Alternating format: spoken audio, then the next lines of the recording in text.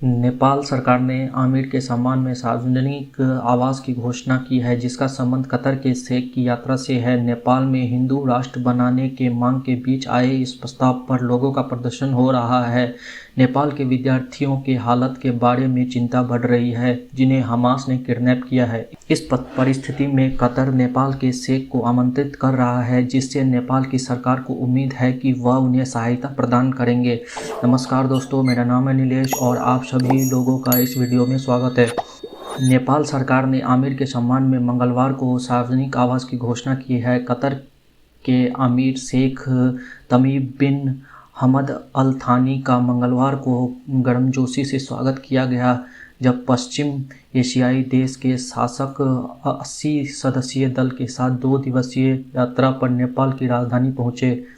जैसा कि आप जानते हैं, नेपाल पिछले साल से हिंदू राष्ट्र बनाने की मांग कर रहा है। नेपाल के संविधान में संशोधन की सरकार की योजना के खिलाफ लोग प्रदर्शन कर रहे हैं। नेपाल को अपने राजशाही पुनः स्थापित करना चाहिए।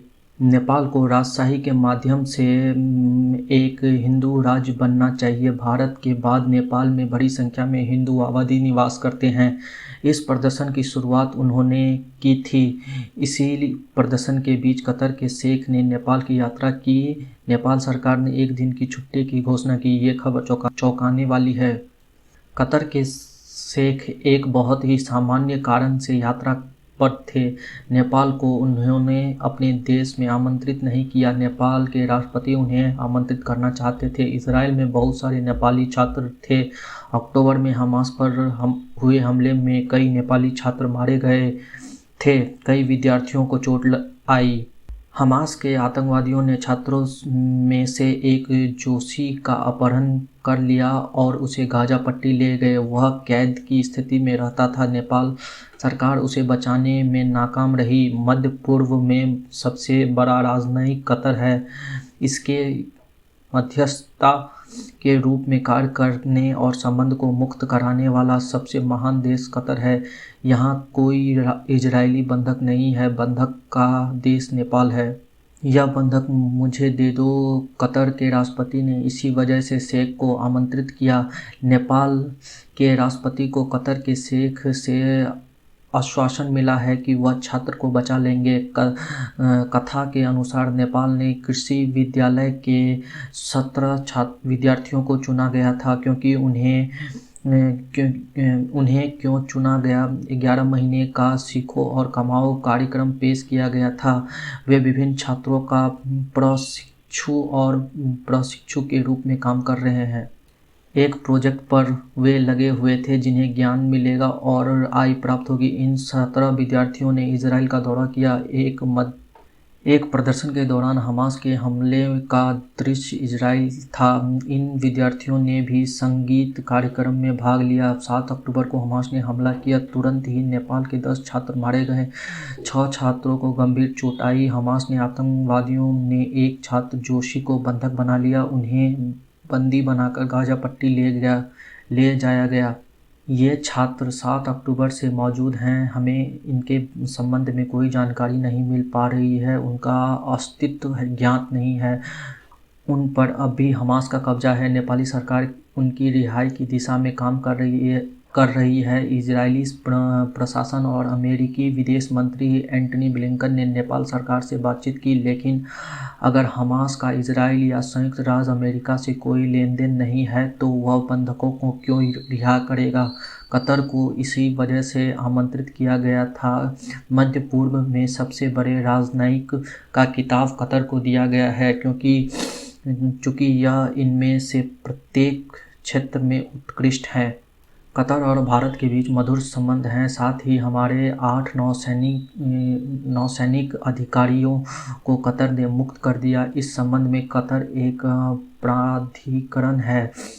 कतर एकमात्र ऐसा देश है जो हमास द्वारा बंधक बनाए गए नेपाली को छोड़ाने में सक्षम है। कतर और हमास के बीच सबसे मजबूत संबंध मौजूद हैं। हमास का मुख्य कतर में स्थित है।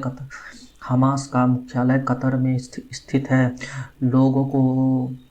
लोगों के कतर छोड़ने की योजना, हालांकि ये बेकार की चर्चा है। जब हमास का मुख्यालय कतर में है तो यह इस बात का संकेत है कि कतर सरकार और संगठन के नेताओं के बीच अच्छी बनती है। इसी कारण से अमेरिकी ने कतर पर भारी हमला किया।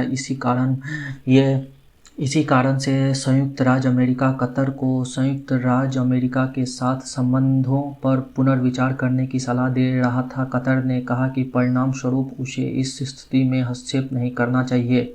यह घटनाएं हुई कतर इस वजह से नेपाल के लिए महत्वपूर्ण है। उनके निमंत्रण के पीछे यही वजह है। यह तथ्य कि कतर में कोई बांग्लादेशी और नेपाली मजदूर कार्यरत हैं। उनके निमंत्रण का दूसरा कारण यह है कि कतर में बांग्लादेश और नेपाल के मजदूर शारीरिक श्रम और भवन निर्माण उद्योग में कार्यरत हैं। कतर में अभी भी करीब 4 लाख नेपाली मजदूर काम कर रहे हैं। पूरी बातचीत के दौरान उनकी परिस्थितियों पर चर्चा हुई। उनकी परिस्थितियों को बेहतर कैसे बनाया जाए, भीषण गर्मी में कैसे काम करें, अत्यधिक गर्मी में कैसे काम करें। कतर के शेख ने आश्वासन दिया है कि उनके लिए बेहतर रहने की स्थिति प्रदान करेंगे। हम बेहतर खाना मुहैया कराएंगे, हम अधिक पर्याप्त जल योजना प्रदान करेंगे, सभी सुविधाएं हमारी ओर से मुहैया कराई जाएंगी। इतना ही नहीं, दोनों नेताओं के बीच बातचीत भी हुई। कतर के शेख और नेपाल के राष्ट्रपति दोनों ने शिक्षा या उच्च शिक्षा के क्षेत्र में काम करने का इरादा जताया। जहां तक कि वैज्ञानिक अनुसंधान पर एक समझौता ज्ञापन पर भी उनके द्वारा हस्ताक्षर किए गए हैं। यहाँ तक कि वैज्ञानिक अनुसंधान पर एक समझौता ज्ञापन पर भी उनके द्वारा हस्ताक्षर किए गए। इनमें से प्रत्येक क्षेत्र में नेपाल और कतर की सरकार सहयोग करेंगे और वे सफल होने का प्रयास करेंगे। यात्रा का मुख्य कारण गाजा में फंसे नेपाल के बंधक को देखना था, उसे रिहा कराने का रास्ता खोजना, क्योंकि वह पहले ही नुकसान का अनुभव कर चुका है। 10 नेपाली छात्रों की मौत हो चुकी है। इस प्रकार नेपाली छात्र सरकार के लिए बहुत महत्व रखते हैं, क्योंकि हमें नेपाल के कई हिस्सों में इस बच्चे के नाम पर हो रहे विरोध प्रदर्शन को खत्म करना है। अगर हमें उस प्रदर्शन को खत्म करना है तो उस बच्चे को बिना किसी नुकसान के वापस लौटाना चाहिए। पिछले 3 महीनों से नेपाल सरकार कतर के शेख को नेपाल आकर उनसे बातचीत करने की कोशिश कर रही है। उसके बाद उन्हें छात्र की रिहाई सुनिश्चित करने के लिए हमास से बात करनी चाहिए। इसके अलावे इस बात की अच्छी संभावना है कि कतर के शेख के बदौलत नेपाली छात्र को रिहा कर दिया जाएगा। ठीक, अभी के लिए बस इतना ही। मैं आपसे जल्द ही मिलूंगा दूसरे वीडियो में। तब तक आप सभी का बहुत बहुत धन्यवाद।